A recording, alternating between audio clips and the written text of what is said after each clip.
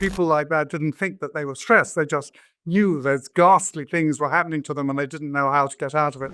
Are we more stressed than we used to be? You hear this a lot. We're more stressed now than we were. What's your take on that? Well, anyone who has relatives who are old enough to have been through the Great Depression will tell you that it's absolute rubbish.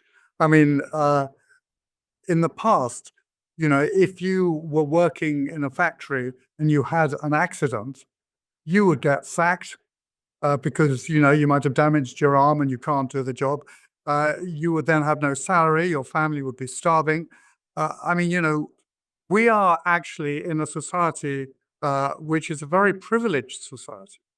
Uh, there are different stressors that we're under, but what is happening now is that it has become people like to consider or think about stress. It's something people are much more frequently complain about, and they tend to think about. Whereas in the past, people like that didn't think that they were stressed. They just knew those ghastly things were happening to them, and they didn't know how to get out of it, and they had no power to get out of it.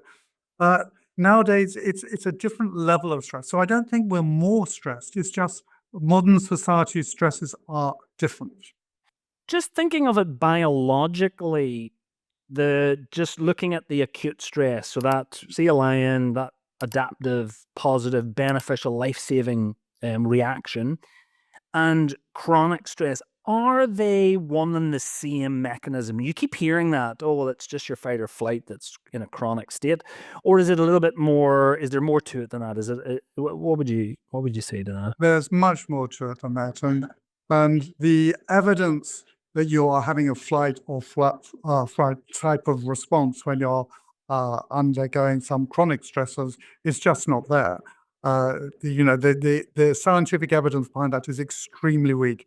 It's different, and a lot of it is perception, and a lot of it is psychological, and trying to work out exactly the mechanisms involved is incredibly, incredibly difficult. I mean, if you put people under severe chronic stress, yes, then you will find hormonal abnormalities. But then we're talking about really severe stress. We're not talking about everyday life stress. And so the evidence that everyday life stress does activates these same flight responses just isn't there.